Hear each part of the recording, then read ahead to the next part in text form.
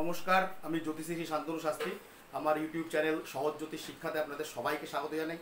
আজকে এই ভিডিওটা হচ্ছে সিংহ রাশির 5ই মে থেকে 11ই মে অবধি সাপ্তাহিক রাশিফল। যারা সিংহ রাশি জাতক জাতিকা আছেন, দুটো জিনিস একটুখানি এ সপ্তাহ থেকে সরিয়ে রাখবেন, সেটা হচ্ছে অহংকার এবং অহমিকা এবং আমিত্ব বোধটা। এটা কিন্তু অপরের কাছে আপনাকে অপ্রিয় করে দিতে পারে।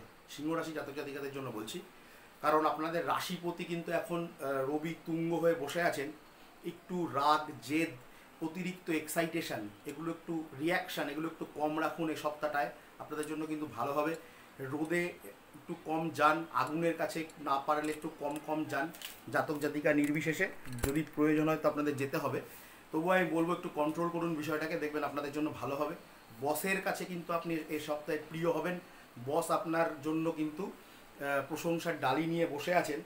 এছাড়া আপনি ভ্রমণের জন্য এই সপ্তাহটা আপনার জন্য ভালো। যারা সিংহরাশি জাতক জাতিকা, আপনারা ভ্রমণ করতে পারেন এবং কর্মস্থলে আমি আগেই বললাম যে উন্নতি হবে এবং আপনার যে বস তিনি আপনার প্রশংসা করবেন এবং সমাজের যারা গুণী ব্যক্তি আছেন তাদের কিন্তু প্রশংসা আপনার জন্য থাকছে এবং মোটামুটি এই সপ্তাহটা আপনাদের জন্য খুব একটা খারাপ হবে না, ভালোই হবে।